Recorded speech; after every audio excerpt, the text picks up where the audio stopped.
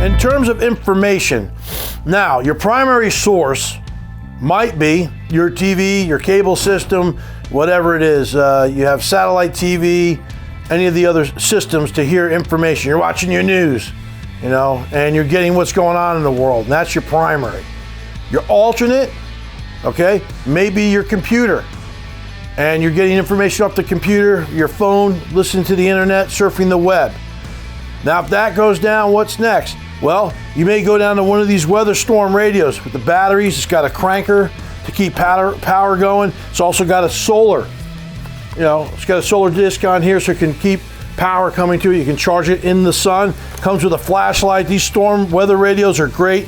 It's got AM, FM, it's got wideband, it's got everything you want on the radio. Get information about weather, about what's going on in the world. In a lot of cases, when the world maybe flips and goes to hell in a handbasket, there'll be these little radio stations all over the place that are getting information out to you what's going on. So, key item.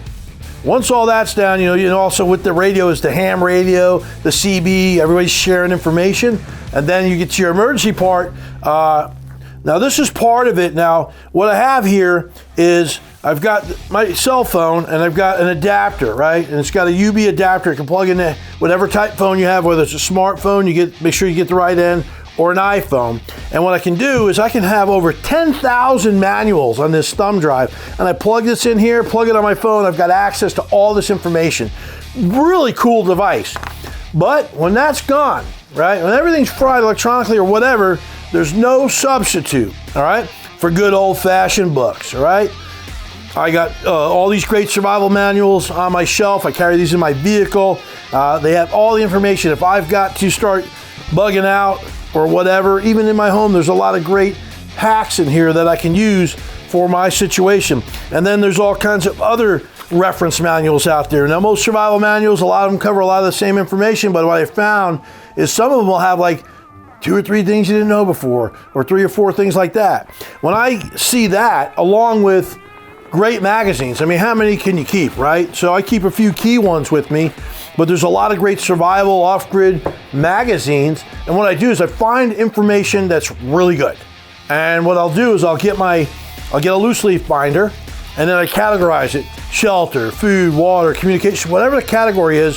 If I find a magazine article I really like, I'll cut it out, I'll laminate it, and I'll throw it in this binder. So I've got a wealth of other information instead of hauling a whole bunch of magazines.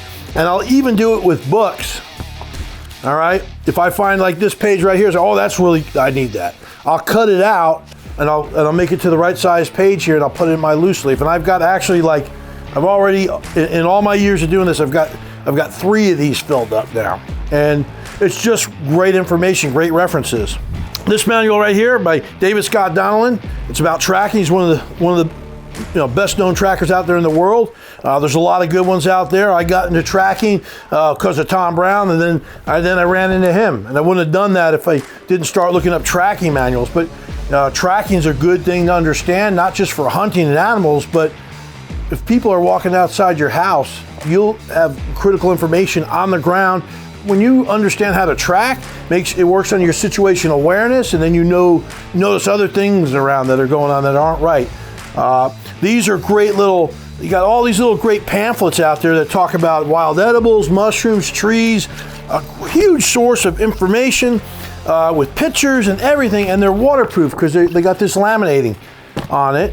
And again, we talked about animal tracks. I've got these 2. I've got a pocket guide on animal tracks, and then reptiles, amphibians, there's mammals. I've got all these little books here to talk about all the different characteristics. And then I've got this one, which is really key. When I was in the Army and I went to Pathfinder school, I really learned how to read clouds, started learning about the weather, which was critical for military operations. It's also critical in a survival situation. I got a little weather pocket guide right there. And then, of course, I've got a notebook here that I have in the field from things I've been doing over the years. And I've got a few of these that are stacked up with just critical notes of things I've learned while out in the wilderness, and I've written down, from trial and error. And it's a good reference. And when I go to the field, I'll take a small little notebook. I'll write down notes about things that might be important to remember, and I'll come back and I'll put them in the bigger book. So there you have it. What to do about different power sources, communications, and information. And all this stuff is very key when you're in a bug-in situation.